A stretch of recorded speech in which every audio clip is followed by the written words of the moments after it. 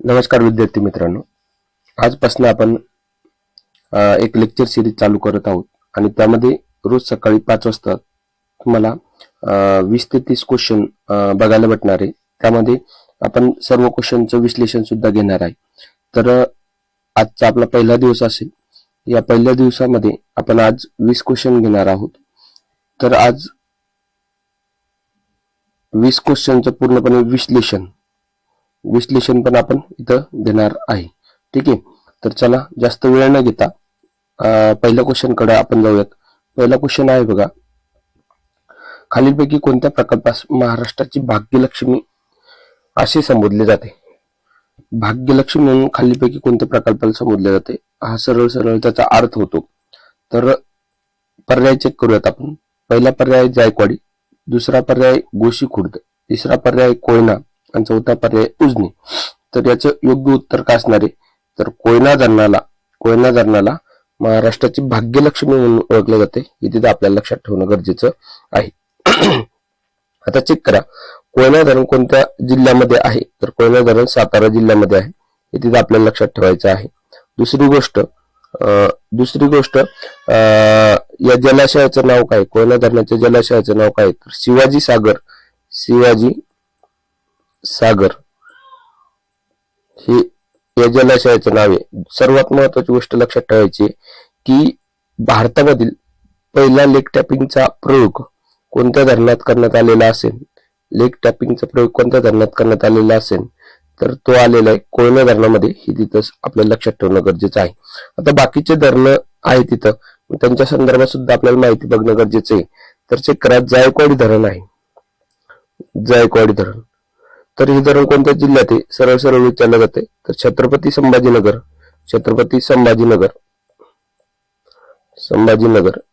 या जिल्ह्यात हे। दुसरी गोष्ट कोणत्या नदीवर आहे? तर गोदावरी नदीवर आहे।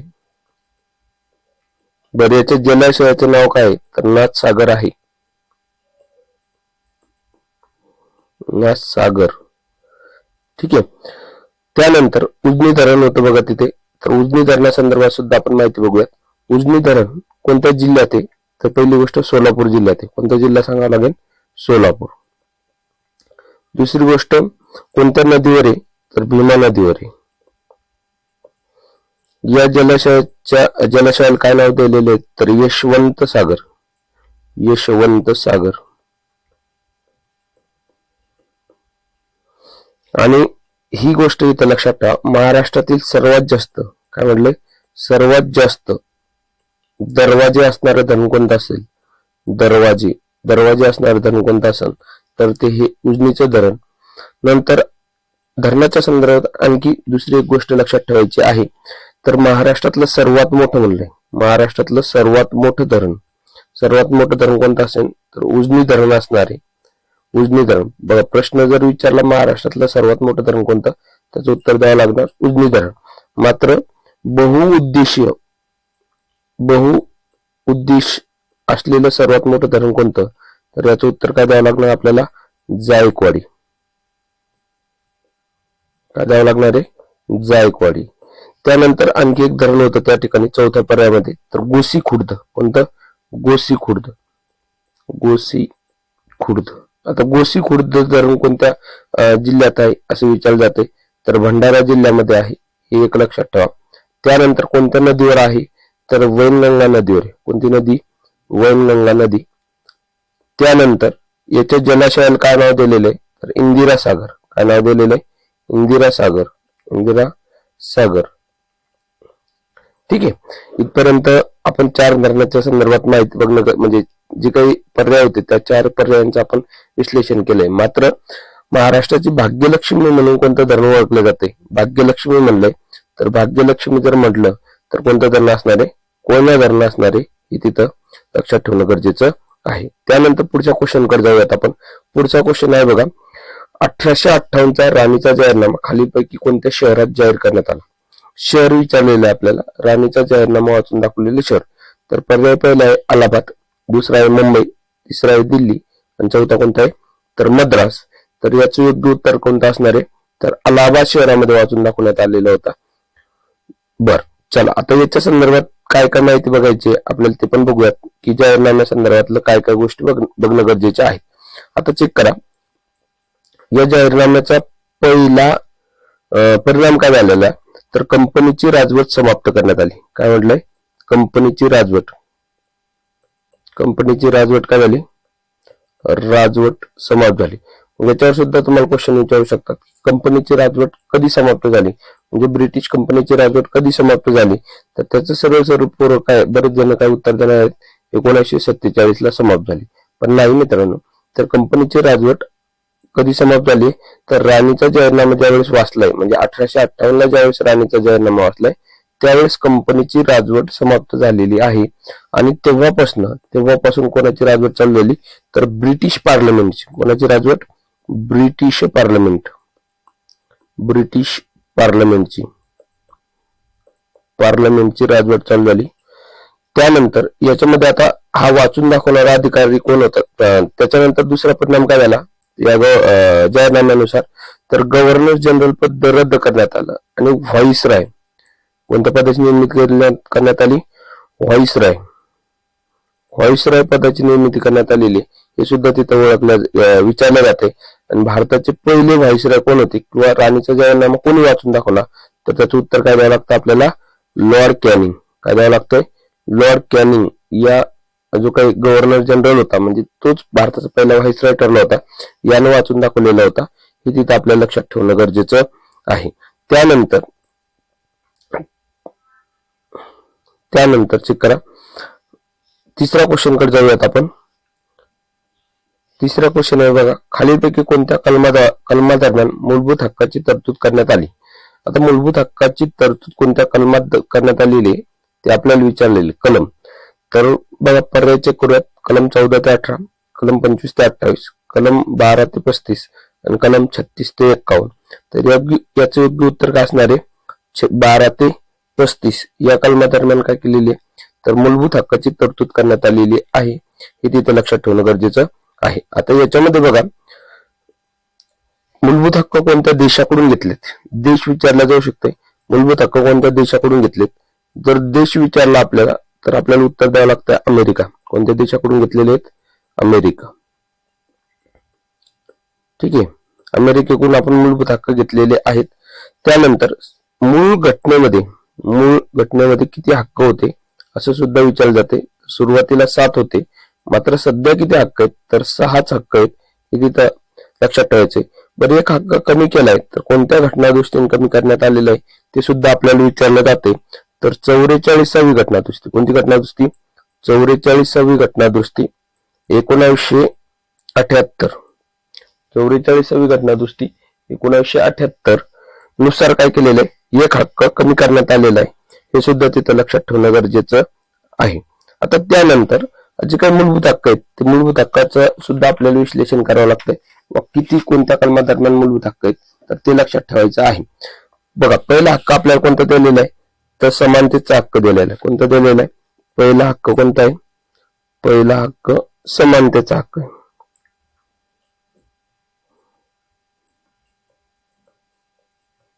समानतेचा हक्क आहे आपल्याला. कोणत्या कलमादरम्यान आहे तर कलम 14 ते 18. कलम 14 ते 18 या कलमादरम्यान समानतेचा हक्क आहे. दुसरा हक्क कोणता आहे तर दुसरा हक्क आहे स्वातंत्र्याचा हक्क. कोणता आहे? स्वातंत्र्याचा.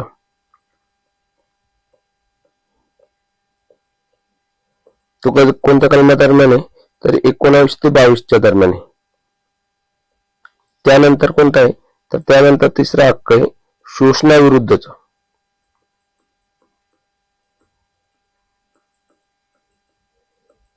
शोषणाविरुद्धचा तो कोणत्या कलमादरम्यान आहे तर 23-24 कलमादरम्यान. कोणत्या कलमादरम्यान? 23-24 कलमादरम्यान. त्यानंतर चौथा हक्क आहे धार्मिक स्वातंत्र्याचा. 23-24. त्यानंतर धार्मिक स्वातंत्र्याचा. धार्मिक स्वातंत्र्य कोणत्या कलमादरम्यान आहे तर 25 ते 28. त्यानंतर पुढचा आहे बघा पाचवा कोणता आहे तर सांस्कृतिक हक्क आहे. सांस्कृतिक हक्क आहे, तो कोणत्या कलमादरम्यान आहे, तर 29-30 कलमादरम्यान आहे. आणि त्यानंतर सर्वात महत्वाचा हक्क आहे कोणता, 6वा हक्क, तर तो कोणता आहे, घटनात्मक उपाययोजनेचा हक्क. घटनात्मक उपाययोजना कोणत्या कलमादरम्यान आहे, तर कलम 32 दरम्यान आहे. हे तिथं आपल्याला लक्षात ठेवणं गरजेचं आहे. आता एक तुमच्यासाठी हे असेल की कोणत्या कलमांतर्गत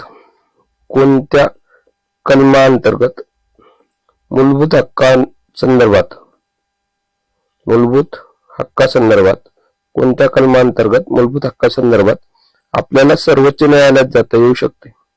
काय म्हटलंय, सर्वोच्च न्यायालयात जाता येऊ शकते. या प्रश्नाचं उत्तर तुम्ही मला कमेंट बॉक्समध्ये सांगायचं आहे. चला पुढच्या क्वेश्चन कडे जाऊयात आपण. पुढचा क्वेश्चन आहे बघा, एक मिनिट. पुढचा क्वेश्चन आहे बघा,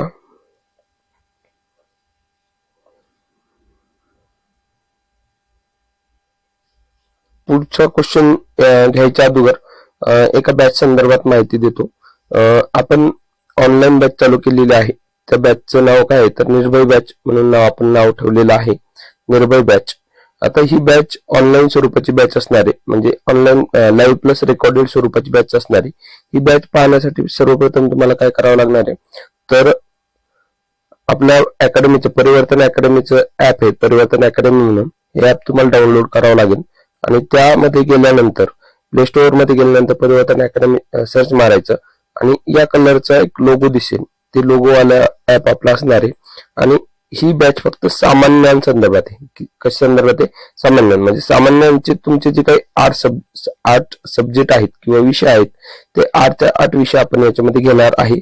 आणि याची फी किती ठेवलेली आहे आपण, तर 149 रुपये फी ठेवलेली आहे. चला तर पुढच्या क्वेश्चन कडे जाऊयात आपण. पुढचा क्वेश्चन आहे बघा, पुढचा क्वेश्चन आहे, अणुसिद्धांत खालीपैकी कोणत्या शास्त्रज्ञाने मांडला. तर पर्याय चेक करत, जोसेफ जॉन थॉमसन, रुदरफोर्ड आणि जॉन डॉल्टन आणि जेम्स चॅडविक. तर याचं योग्य उत्तर काय असणार आहे, जॉन डॉल्टन. कोणी मांडलेलं आहे, जॉन डॉल्टन या व्यक्तीने अणुसिद्धांत मांडलेला आहे. आता बाकीचे जे काही शास्त्रज्ञ आहेत त्यांच्या संदर्भात सुद्धा बघूयात. जॉन डॉल्टन याने कधी मांडला, तर ते सुद्धा लक्षात ठेवायचंय, 1803 मध्ये. कधी, 1803 मध्ये हा सिद्धांत मांडलेला आहे. आता रुदरफोर्डनं काय मांडलेलं आहे, तर रुदरफोर्ड अणुकेंद्रकाचा शोध लावलेला आहे. कोणी, रुदरफोर्डनं अणुकेंद्रकाचा शोध कोणी लावला, केंद्रकाचा शोध कोणी लावला असेल, तर रुदरफोर्डनं लावलेला आहे. जे जे थॉम्सन यांनी इलेक्ट्रॉनचा शोध लावलेला आहे. कशाचा, इलेक्ट्रॉनचा शोध कोण लावला, तर जे जे थॉम्सन यांनी लावले आहे. आणि जेम्स चॅडविक्स याने काय लावलं आहे, तर न्यूट्रॉनचा शोध लावलाय. कशा शोध लावलाय, न्यूट्रॉनचा शोध लावलेला आहे.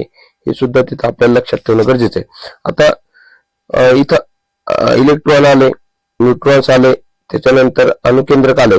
तर चेक करा, अणूची जी काही केंद्रक असते त्या अणूच्या केंद्रकात काय असते, तर प्रोटॉन आणि न्यूट्रॉन असतात.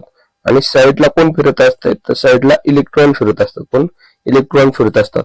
ही संरचना कोणी मांडली, म्हणजे अणूची संरचना कोणी मांडलेली आहे, तर त्याचं उत्तर तुम्ही मला कमेंट बॉक्स मध्ये द्यायचं आहे.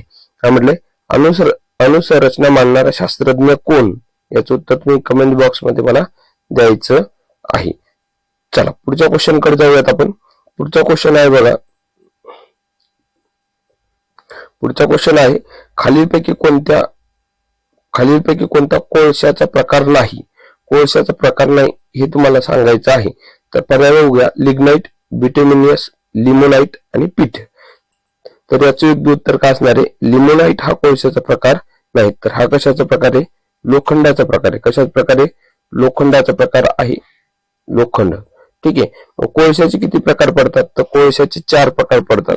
ते आपल्याला लक्षात ठेवावं लागेल. कोणकोणते, तर चेक करा, एबी लिपी. काय लक्षात ठेवायचं, एबी लिपी. ए म्हणजे काय, तर ए म्हणजे अँथ्रासाइट. ए म्हणजे काय, अँथ्रासाइट. बी म्हणजे काय, अँथ्रासाइट.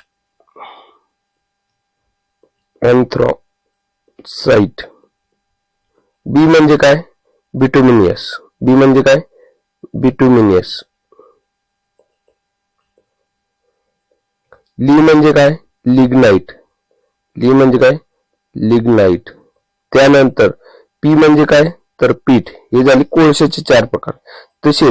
तसेच लोह खनिजाचे सुद्धा 4 प्रकार पडतात. तर ते कसे लक्षात ठेवायचे, तर NHLC काय लक्षात ठेवायचं, NHLS काय लक्षात ठेवायचं, NHLS किंवा NHLC. सी जरी लक्षात ठेवलं तरी चालेल. NHLC. मग एम म्हणजे काय, तर हेमेटाइड. सॉरी, एम म्हणजे काय, तर मॅग्नेटाइड. एम म्हणजे काय, मॅग्नेटाइड. एच म्हणजे काय, तर हेमेटाइड. एल म्हणजे काय, तर लिमोनाइट. आणि सी म्हणजे काय, तर सिडेराइट. ठीक आहे.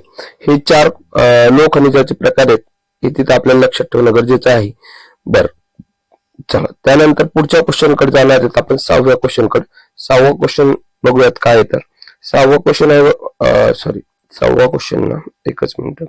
6वा क्वेश्चन काय, 6वा नाही करा, 6वा क्वेश्चन काय, तर बघा 6वा क्वेश्चन आहे, दापोली या ठिकाणी खालीपैकी कोणत्या व्यक्तीच्या नावाने कृषी विद्यापीठ चालवले जाते. म्हणजे दापोलीला जी कृषी विद्यापीठ आहे त्याचं नाव काय आहे, सरळ क्वेश्चनचा अर्थ आहे आणि तो आपल्याला बघायचा आहे. तर त्याचं योग्य उत्तर काय असणार आहे, योग्य उत्तर असणारे पर्याय क्रमांक सी म्हणजे डॉक्टर बाळासाहेब सावंत कोकण कृषी विद्यापीठ असं त्याचं पूर्ण नाव आहे. हे तिथं लक्षात ठेवायचं. बरोबर, बाकीचे सुद्धा 4 कृषी विद्यापीठ महाराष्ट्रात आहेत. तर 4 कृषी विद्यापीठ कुठं आहेत ते पण आपण बघणार आहे. महाराष्ट्रातलं पहिलं कृषी विद्यापीठ कोणतं असेल, तर महात्मा फुले कृषी विद्यापीठ राहुरी. आता याची स्थापना कधीची आहे, तर 1968 ची याची स्थापना आहे. त्यानंतर डॉक्टर पंजाबराव कृषी विद्यापीठ हे अकोल्याला आहे. अकोल्याला आहे आणि याची स्थापना कधीची, तर 1969 ची आहे. कधीची, 1969 ची. त्यानंतर तिसरं कृषी विद्यापीठ कोणतं आहे, बाळासाहेब सावंत कोकण कृषी विद्यापीठ. आणि तिसरं कोणतं आहे, वसंतराव नाईक मराठवाडा कृषी विद्यापीठ परभणी. तर हे दोन्ही विद्यापीठ कधी स्थापना झालेले, तर 1972 ला स्थापन झालेले. 1972 चेक करा. हे राहुरीला आहे म्हणजे अहिल्यानगर मध्ये. डॉक्टर पंजाबराव देशमुख कृषी विद्यापीठ अकोल्याला आहे. त्यानंतर बाळासाहेब सावंत कृषी विद्यापीठ कोकण म्हणजेच दापोलीला आहे. आणि वसंतराव नाईक मराठवाडा कृषी विद्यापीठ कुठे आहे, तर परभणी या ठिकाणी आहे. कुठे, परभणी. ठीक आहे. आता तुमच्यासाठी एक क्वेश्चन असेल मित्रांनो, तो क्वेश्चन काय आहे तर बघूयात आपण. भारतातलं सर्वात मोठं, काय म्हणतोय, भारतातील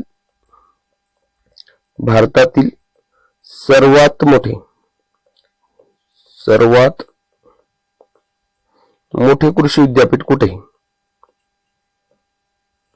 कृषी विद्यापीठ कुठे आहे ते तुम्ही मला कमेंट बॉक्स मध्ये सांगायचं आहे. भारतातलं सर्वात मोठं कृषी विद्यापीठ कोणत्या ठिकाणी आहे हे तुम्ही मला कमेंट बॉक्स मध्ये सांगायचं आहे. चला त्यानंतर 7व्या क्वेश्चन कडे जाणार आहे आपण. 7वा क्वेश्चन काय आहे बघूयात आपण. 7वा क्वेश्चन आहे बघा, 7वा क्वेश्चन. ठीक आहे, चलो 7वा क्वेश्चन काय आहे, तर भारतात खालीपैकी कोणत्या ठिकाणी सर्वप्रथम कापड गिरणी सुरू करण्यात आली. आणि ठिकाणाचे नाव काय दिले आहेत तुम्हाला, तर पर्याय चेक करूयात. मद्रास, मुंबई, अहमदाबाद आणि सुरत. तर याचे योग्य उत्तर काय असणार आहे, पर्याय क्रमांक 2 मुंबईला भारतातील पहिली कापड गिरणी चालू करण्यात आली होती. कधी चालू झाली, तर चेक करा 1854 ला. कधी, कधी चालू झाली, 1854 ला चालू झालेली. आणि चालू करणारे व्यक्ती कोण आहे, तर कावसजी नानाभाई डावर. चालू करणारे व्यक्ती कोण आहे, कावसजी नानाभाई डावर किंवा डावर म्हणलं तरी चालेल. हे तिथं आपल्याला लक्षात ठेवणं गरजेचं आहे. आणि मुंबईलाच भारताचं मँचेस्टर म्हणून ओळखलं जाते. कदाचित एखाद्या वेळेस जर विचारलं मँचेस्टर ही संकल्पना कोणत्या उद्योगाशी संबंधित आहे, तर कापड उद्योगाशी संबंधित आहे. हे तिथं लक्षात ठेवणं गरजेचं आहे. त्यानंतर पुढच्या क्वेश्चन कडे जाऊयात आपण. पुढचा क्वेश्चन आहे बघा, पूर्वेकडील 7 बहिणी म्हणून ओळखल्या जाणाऱ्या राज्यामध्ये कोणत्या राज्याचा समावेश होत नाही म्हटले नाही. आता चेक करा, त्याच्यामध्ये पर्याय आपण चेक करूया. अरुणाचल प्रदेश, आसाम, सिक्कीम आणि मेघालय. आता याचं उत्तर बघण्यापूर्वी पहिल्यांदा सेवन सिस्टर ज्या काही राज्य आहेत ते राज्य आपल्याला माहित असणं गरजेचे आहे. मग त्याच्यासाठी एक म्हण लक्षात ठेवायची. काय म्हण आहे तर चेक करा. एटीएम आण मम्मी. काय म्हणलंय? एटीएम आण मम्मी. काय म्हणलंय? एटीएम आण मम्मी. ठीक आहे. आता चेक करा ही कोणकोणते राज्य आहेत. तर ए म्हणजे काय तर अरुणाचल प्रदेश. अरुणाचल. ठीक आहे. पुढच्या स्लाइडवर बघूयात आपण. एटीएम काय म्हणलंय? एटीएम आण मम्मी. ठीक आहे. आता चेक करा याच्यामध्ये ए म्हणजे काय अरुणाचल प्रदेश. ठीक आहे. टी म्हणजे काय तर त्रिपुरा. एम म्हणजे काय तर मेघालय. आ म्हणजे काय तर आसाम. न म्हणजे काय तर नागालँड. न म्हणजे काय नागालँड. म म्हणजे काय म्हणजे काय तर मणिपूर. ठीक आहे. आणि शेवटचं मी म्हणजे काय तर मिझोराम. मी काय म्हणलंय मिझोराम. हे ते सेवन सिस्टर राज्य आहेत.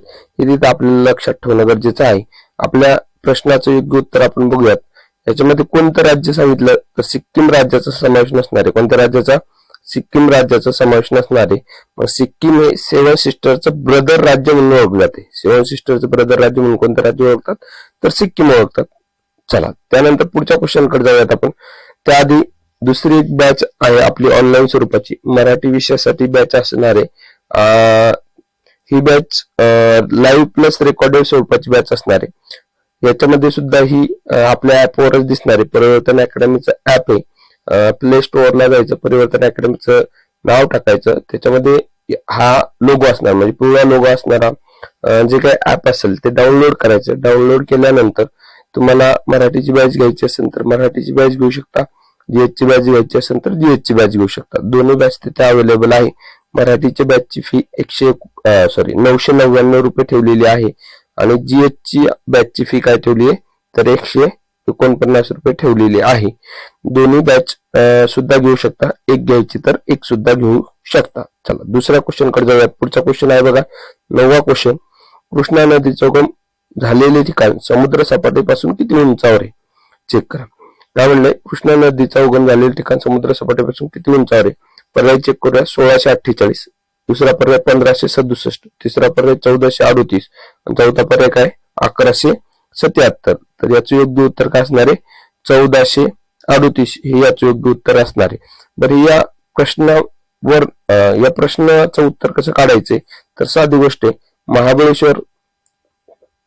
महाबळेश्वर या ठिकाणी कृष्णा नदीचा उगम झालाय आणि महाबळेश्वरची उंची किती आहे तर 1438 मीटर आहे. हे तिथं आपल्याला लक्षात ठेवणं गरजेचं आहे.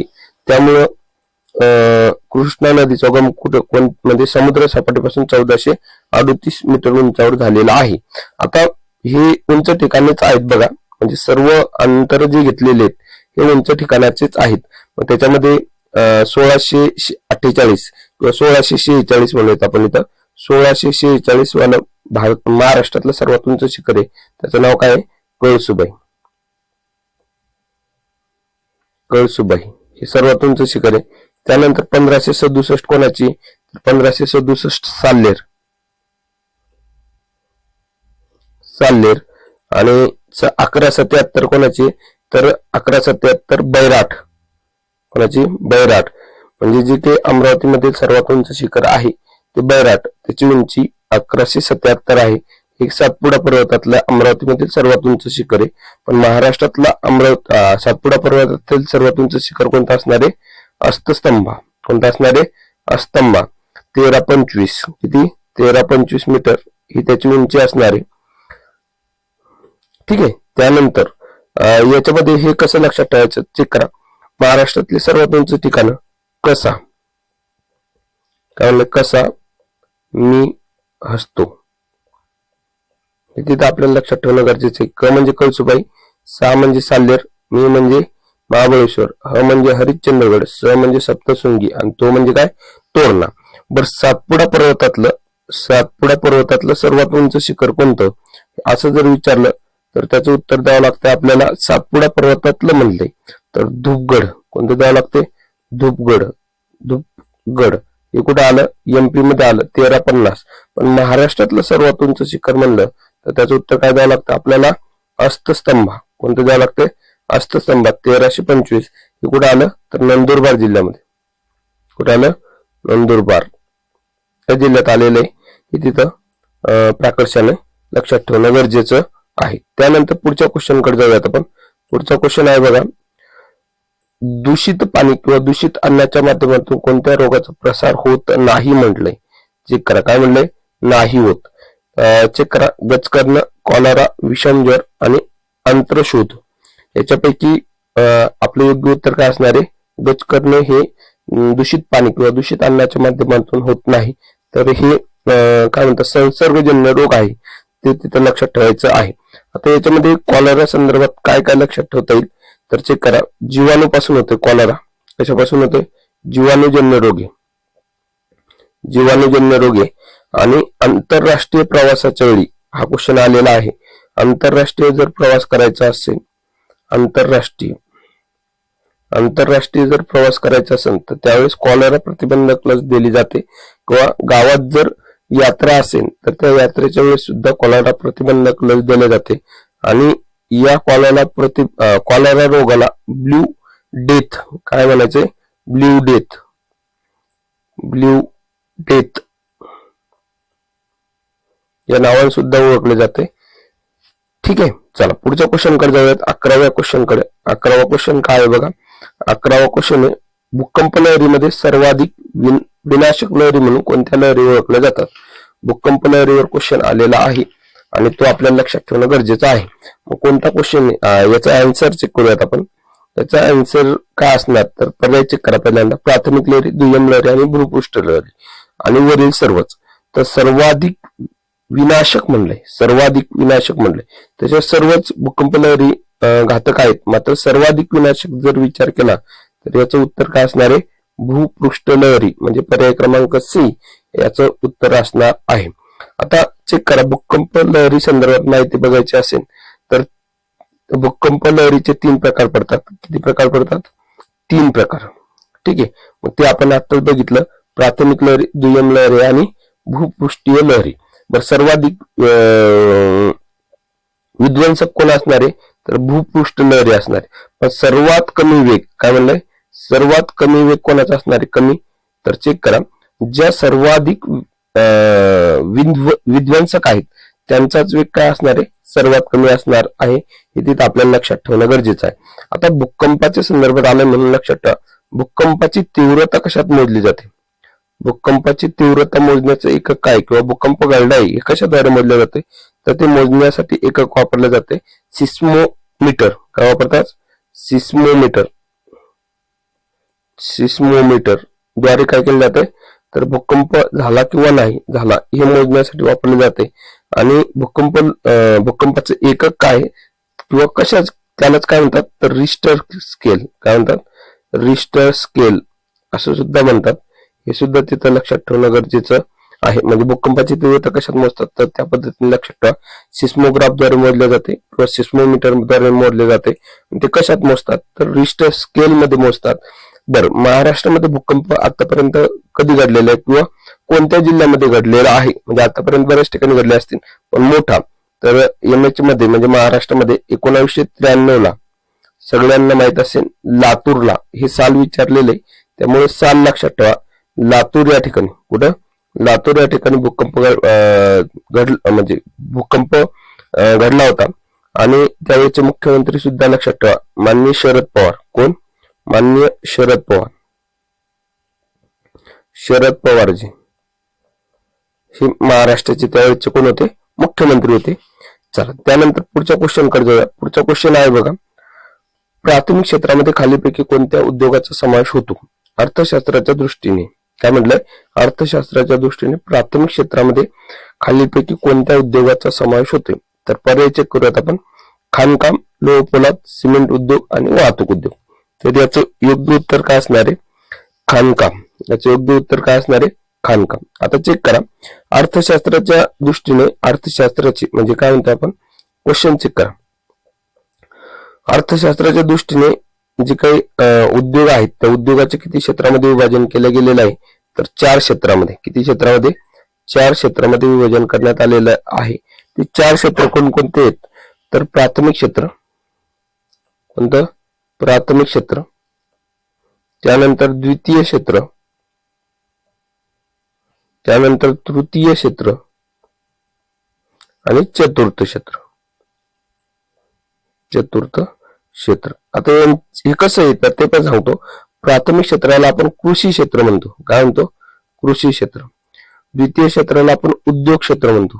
द्वितीय क्षेत्राला काय म्हणतो? उद्योग क्षेत्र. तृतीय क्षेत्राला काय म्हणतो? सेवा क्षेत्र म्हणतो. तृतीय क्षेत्राला काय म्हणतो? सेवा क्षेत्र. आणि चतुर्थ क्षेत्राला काय म्हणतो? तर संशोधनात्मक क्षेत्र.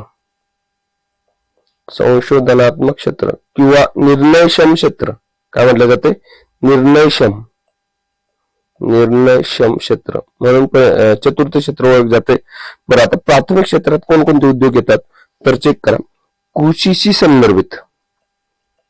काय? कृषीशी संदर्भात जे काही उद्योग आहेत किंवा निसर्गावर चालणारे, निसर्गावर चालणारे जे काही उद्योग आहेत किंवा निसर्गातून ज्या काही गोष्टी आपल्याला जशाच तसे मिळतात ते सर्व उद्योग कशात येतात? प्राथमिक क्षेत्रामध्ये येतात.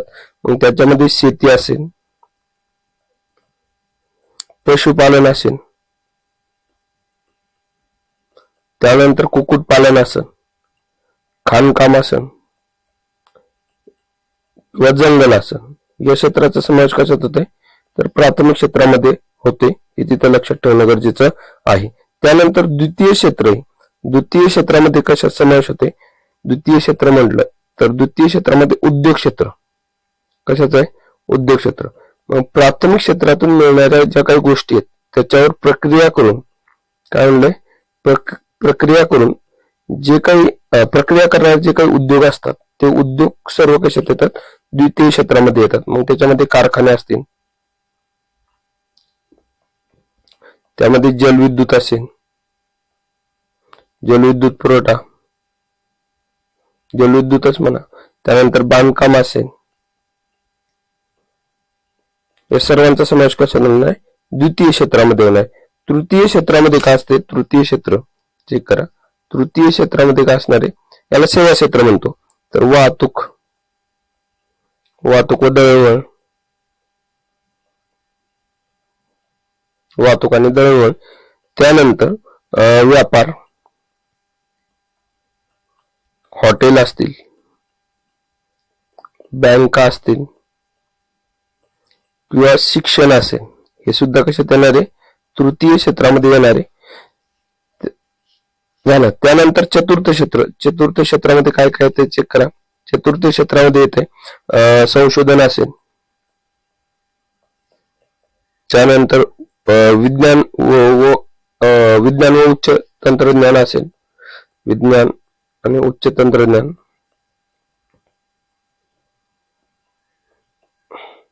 आणि सर्वात महत्वाचं वैद्यकीय क्षेत्र.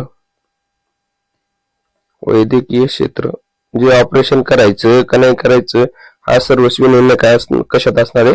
चतुर्थ क्षेत्रामध्ये असणार आहे. या पद्धतीने अर्थशास्त्राचे 4 क्षेत्रात विभाजन केले जाते. प्राथमिक क्षेत्र, द्वितीय क्षेत्र, तृतीय क्षेत्र आणि चतुर्थ क्षेत्र. तर प्राथमिक क्षेत्राला कृषी क्षेत्र म्हणतात. परत सांगतो एकदा. द्वितीय क्षेत्राला काय म्हणतात? उद्योग क्षेत्र. तृतीय क्षेत्राला काय म्हणतात? तर सेवा क्षेत्र. आणि काय? निर्णयक्षम क्षेत्र. निर्णयक्षम क्षेत्र चतुर्थ क्षेत्राला. त्या पद्धतीने लक्षात ठेवलं तरी चालेल. त्यानंतर पुढच्या क्वेश्चन कडे जाऊयात. पुढचा 13व्या नंबरचा क्वेश्चन आहे. महाराष्ट्रातील सर्वात मोठा व्याघ्र प्रकल्प कोणता? महाराष्ट्रातला सर्वात मोठा व्याघ्र प्रकल्प विचारले आहे. पर्याय चेक करूया. सह्याद्री व्याघ्र प्रकल्प, ताडोबा व्याघ्र प्रकल्प, बोर व्याघ्र प्रकल्प, त्यानंतर मेळघाट व्याघ्र प्रकल्प. तर याचं योग्य उत्तर काय असणार आहे? ताडोबा व्याघ्र प्रकल्प, मेळघाट व्याघ्र प्रकल्प हा महाराष्ट्रातला सर्वात मोठा व्याघ्र प्रकल्प असेल, हे तिथे लक्षात ठेवणं गरजेचं आहे. आता चेक करा. भारतात एकूण किती व्याघ्र प्रकल्प आहे? भारतामध्ये भारतामध्ये एकूण व्याघ्र प्रकल्पांची संख्या जर विचारली तर त्याचं उत्तर काय द्यावं लागणार आहे? 58 भारतामध्ये व्याघ्र प्रकल्प आहेत. किती आहेत? 58. भारतातला 58वा व्याघ्र प्रकल्प कोणत्या राज्यात स्थापन झाला असं सुद्धा विचारलं जाते. तर मध्य प्रदेशमध्ये स्थापन झालेला आहे. आणि तो कोणता आहे? तर माधव राष्ट्रीय उद्यान. कोणता? माधव राष्ट्रीय उद्यान. बर, सर्वाधिक व्याघ्र प्रकल्प कोणत्या राज्यात आहे असं जर विचारलं तर त्याचं उत्तर सुद्धा काय असणार आहे? मध्य प्रदेश असणार आहे. 57वा कोणता आहे असं सुद्धा विचारू शकतात. तर रतापानी व्याघ्र प्रकल्प हा सुद्धा एमपी मधला आहे. हा सुद्धा 57वा व्याघ्र प्रकल्प आहे.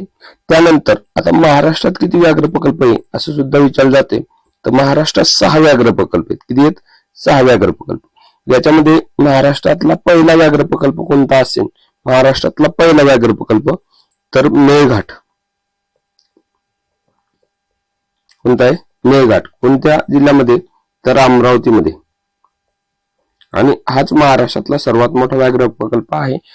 त्यानंतर दुसरा येतोय ताडोबा. हा कोणत्या जिल्ह्यात आहे? तर चंद्रपूरमध्ये.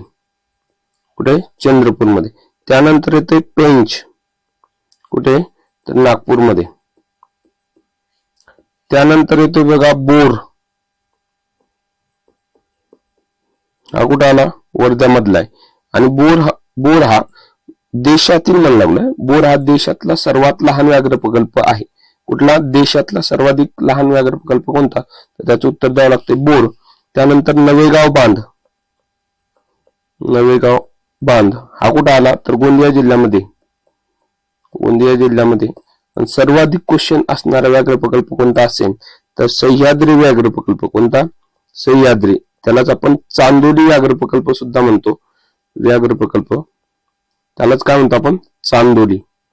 मग याच्यावर क्वेश्चन कशा स्वरूपाचा आहे तर चेक करा. कोणकोणत्या जिल्ह्यात आहे? तर चार जिल्ह्यांमिळून आहे. त्याच्यासाठी एक म्हण लक्षात ठेवायची. ते चारही जिल्हे आपल्या लक्षात राहतील. तारासांग. काय म्हणायचे? तारासांग,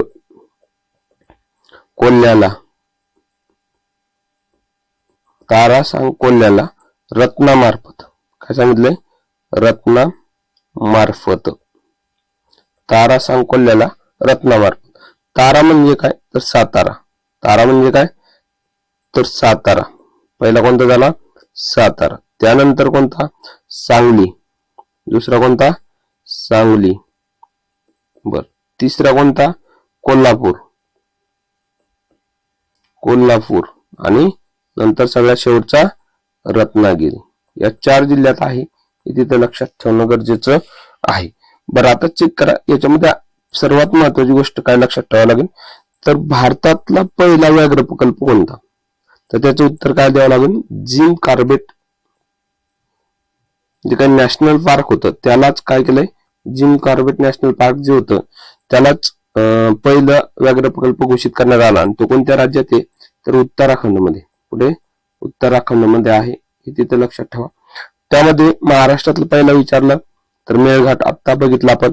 बर, मोठा जर विचारलं भारतातला सर्वात मोठा जर विचारलं भारतातला तर त्याचं उत्तर काय द्यावं लागणार आपल्याला? नागार्जुन सागर. कुठं आलं नागार्जुन सागर? तर आंध्र प्रदेशमध्ये आहे. हे तिथं लक्षात ठेवायचं आहे. बरं, तुमच्यासाठी एक क्वेश्चन सांगतो. त्या क्वेश्चनचा आन्सर तुम्ही द्यायचे. भारतामध्ये कोणत्या राज्यात सर्वाधिक वाघ आहेत? सर्वाधिक वाघांची संख्या आहे. वाघांची संख्या कोणत्या राज्यात आहे ते तिथं सांगायचं. संख्या सर्वाधिक आहे हे तुम्हाला मला कमेंट बॉक्स मध्ये सांगायचं आहे. त्यानंतर पुढचा क्वेश्चन बघूयात आपण. पुढचा क्वेश्चन बघा काय आहे तर चल पुढचा क्वेश्चन काय आहे? एकच मिनिट. पुढचा क्वेश्चन ठीक आहे. पुढचा क्वेश्चन आहे बघा. 2000 साली खालीलपैकी कोणत्या राज्याची निर्मिती झालेली नाही? काय विचारले? 2000 साली कोणत्या राज्याची निर्मिती झालेली नाही?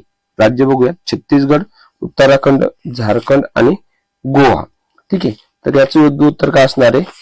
पर्याय क्रमांक 4 गोवा या राज्याची निर्मिती 2000 साली झालेली नाही, तर ती कधी झाली? 1987 ला झाली. कधी झाली? 1987 ला. आणि छत्तीसगड, उत्तराखंड आणि झारखंड या तिन्ही राज्यांची निर्मिती कधी झाली? 2000 मध्ये झालेली आहे. आता याच्यामध्ये छत्तीसगड हे राज्य जे आहे ते कोणत्या राज्यातून निर्माण झालेलं आहे? तर एमपी मधून निर्माण झाले. कुठून झाले? एमपी मधून. उत्तराखंड कुठून झाले? यूपी मधून झाले. आणि झारखंड कुठून झाले? तर बिहार राज्यातून झाले. कुठून? बिहार. हे सुद्धा लक्षात ठेवा. आणि भारतातलं सर्वात म्हणजे अलीकडील काळात निर्माण झालेलं राज्य कोणतं असेल तर ते हे तेलंगणा. कोणते? तेलंगणा. कोणत्या राज्यातून निर्माण झालेले? तर आंध्र प्रदेश मधून निर्माण झाले. कधी निर्माण झाले? तर 2014 ला निर्माण झालेला आहे. त्यानंतर 2000 म्हणजे भारतामध्ये सध्या किती राज्य आहेत? तर 28 राज्ये आणि 8 केंद्रशासित प्रदेश आहे. मात्र क्वेश्चन जर विचारला 29व्या क्रमांकाचं राज्य कोणतं, त्याचं उत्तर काय द्यावं लागणार आपल्याला? तेलंगणा द्यावं लागेल. पण जर क्वेश्चन आणखी असा विचारला भारतातील 9व्या क्रमांकाचा केंद्रशासित प्रदेश कोणता, तर त्याचं उत्तर काय द्यावं लागणार आपल्याला? लडाख द्यावं लागणार आहे. 9व्या केंद्रशासित प्रदेश असेल तर 8 का म्हणतोय आपण? तर 2020 मध्ये दमण दीव आणि दादरा नगर हवेली या 2 केंद्रशासित प्रदेशाचं काय केलंय? एकत्रीकरण केलं. त्यामुळे संख्या किती झाली? तर 8 झाली. आणि इकडे किती झाली? तर 28 झालेली आहे. ते आपल्याला काढून लक्षात ठेवणं गरजेचं आहे. त्यानंतर पुढचा क्वेश्चन बघूयात आपण. एकच मिनिट. त्यानंतर पुढचा क्वेश्चन आहे बघा. काय म्हणलं बघा? खालीपैकी कोणत्या राज्यातून कर्कवृत्त जात नाही? पर्याय चेक करूयात आपण एकदा. पर्याय बघा, छत्तीसगड, झारखंड, त्रिपुरा आणि अरुणाचल प्रदेश. याचं योग्य उत्तर कोणतं असणार आहे? याचं योग्य उत्तर असणार आहे अरुणाचल प्रदेश. एकच मिनिट. याचं योग्य उत्तर काय असणार आहे? अरुणाचल प्रदेश. म्हणजे अरुणाचल प्रदेश मधून कर्कवृत्त जात नाही. मग किती राज्यातून कर्कवृत्त जाते? तर 8 राज्यातून कर्कवृत्त जाते. किती राज्यातून? 8 राज्यातून कर्कवृत्त जाते. किती राज्य? 8. मग ते 8 राज्य कसे लक्षात ठेवायचे? तर चेक करा. मित्री, रांझा, गुप, काय लक्षात ठेवायचे? मित्री, रांझा, गुप. मी म्हणजे काय? तर मिझोराम.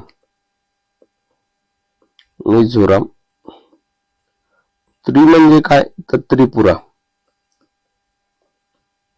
रा म्हणजे काय? राजस्थान.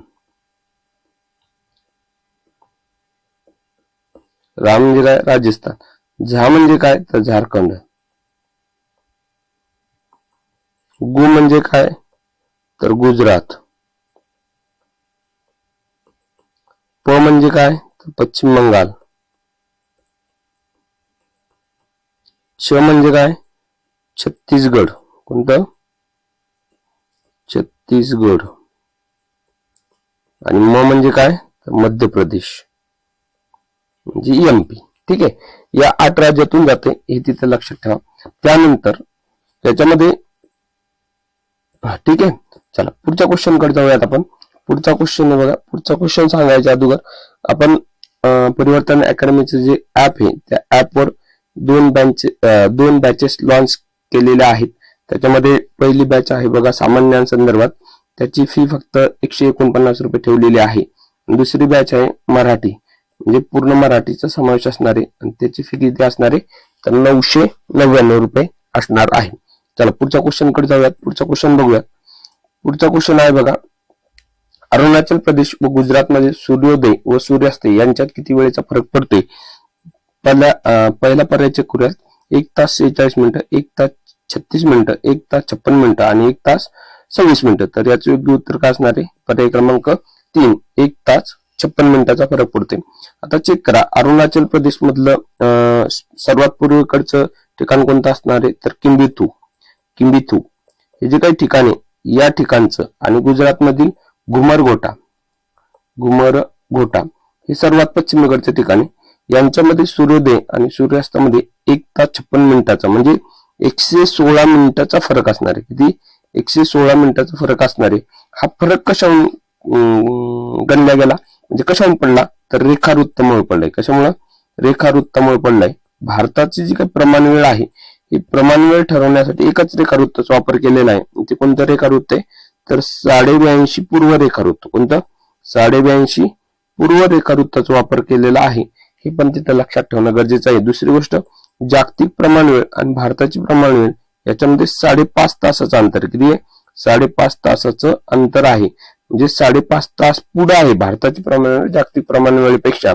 आणि जगाची प्रमाणवेळ ही 0 रेखावृत्तावरून ठरवली जाते. आणि हे रेखावृत्त कुठून गेलेले तर ग्रीनिज नावाच्या शहरातून. कुठून गेले ग्रीनिज नावाच्या शहरातून गेले. आणि 82.5 पूर्व रेखावृत्त कुठून गेलेले तर अलाहाबाद इथून गेलेले. अलाहाबाद किंवा सध्याचं कोणतं प्रयागराज. प्रयागराज. ठीक आहे. चला पुढच्या क्वेश्चन कडे जाऊयात. पुढचा क्वेश्चन आहे बघा,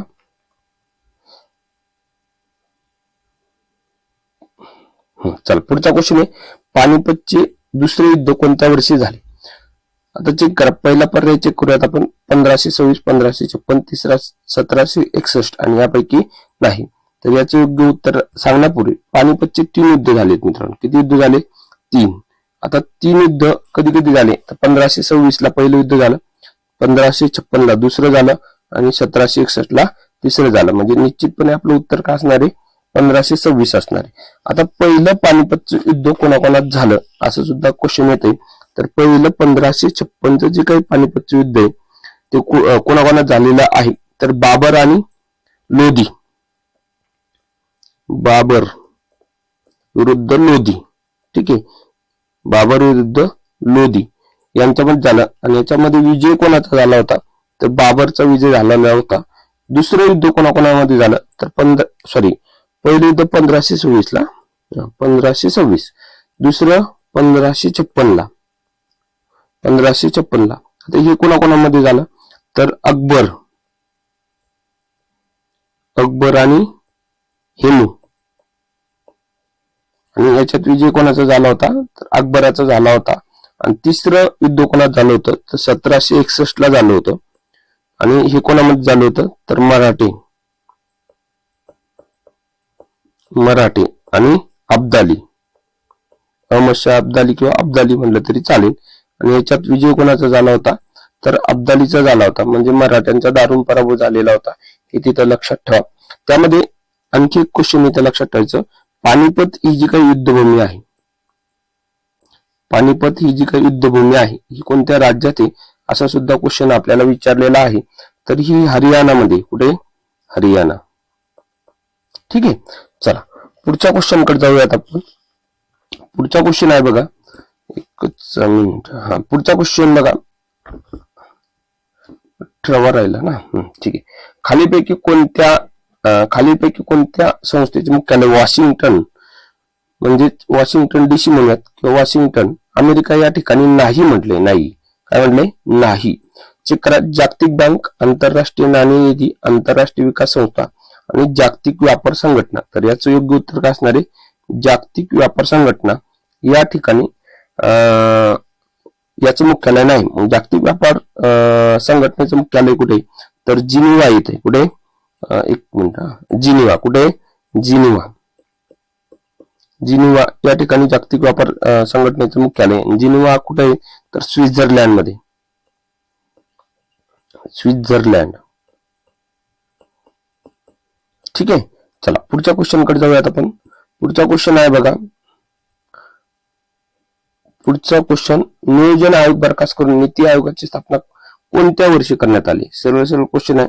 नियोजन आयोग बरखास्त करून नीती आयोगाची स्थापना कोणत्या वर्षी करण्यात आली. पर्याय चेक करा. 2014, 2015, 2016 आणि 2020. तर याचं योग्य उत्तर काय असणार आहे 2015 ला स्थापन करण्यात आलेला आहे नीती आयोग. आणि या नीती आयोगाचे अध्यक्ष कोण असतात तर पंतप्रधान असतात. कोण असतात पंतप्रधान नीती आयोगाचे अध्यक्ष असतात. हे सुद्धा आपल्याला तिथे लक्षात ठेवणं गरजेचं आहे. 1 जानेवारी या तारीख लक्षात ठेवली चालेल. 1 जानेवारी 2015. ठीक आहे. चला त्यानंतर पुढच्या याच्याकडे जाऊयात आपण. पुढचा लास्ट क्वेश्चन, आजचा लास्ट क्वेश्चन आहे बघा, खालीलपैकी कोणत्या घटकापासून मानवी शरीराला लागणाऱ्या ऊर्जेची गरज सर्वाधिक प्रमाणात भागवली जाते. काय म्हणलंय सर्वाधिक प्रमाणात भागवल्या जाते. म्हणजे सर्वात जास्त ऊर्जा कशापासून भागवली जाते, म्हणजे सर्वाधिक ऊर्जा कशातून मिळते हा प्रश्न वेगळा आहे. मात्र भागवली जाते हा प्रश्न वेगळा पडतो थोडासा. तर याचं योग्य उत्तर काय असणार आहे, तर कार्बोदके हे याचं योग्य उत्तर असणार आहे. प्रथिन, जीवनसत्व आणि मेद. तर जीवनसत्वापासून आपल्याला कोणतीही ऊर्जा भागवली जात नाही. ऊर्जेचे आपले 3 स्रोत आहेत, कार्बोदक, प्रथिने आणि मेद. सर्वाधिक म्हणजे जर वजनाच्या स्वरूपात विचार केला तर 1 ग्रॅम पासून सर्वाधिक ऊर्जा कशापासून मिळत असेल तर मेदापासून मिळते. आणि मात्र सर्वाधिक ऊर्जेची गरज शरीराची कशापासून भागवली जाते तर कार्बोदकापासून भागवली जाते. हे तिथे आपल्याला लक्षात ठेवणं गरजेचं आहे. ठीक आहे, चला पुढच्या क्वेश्चनकडे जाऊयात. पुढच्या क्वेश्चनकडे जायच्या आधी ही जी काय आपण लेक्चर सिरीज बघत आहोत तर ही परिवर्तन अकॅडमीचे जे काय ऑनलाईन प्लॅटफॉर्म आहे त्याच्या मार्फत बघत आहे. आपल्या 3 ठिकाणी ब्रँचेस आहेत. एक लोणारला सुद्धा ब्रँच आहे बुलढाणा जिल्ह्यामध्ये, आळंदीला पण आहे आणि भोसरी या ठिकाणी आपली मेन ब्रँच असणार आहे. तर एक वेळेस निश्चितपणे तुम्ही इथे व्हिजिट करू शकता. तर अशा स्वरूपाने आज आपण 20 प्रश्न पूर्ण केलेले आहेत. ही लेक्चर सिरीज अशीच चालू राहणार आहे. तर धन्यवाद, थँक्यू.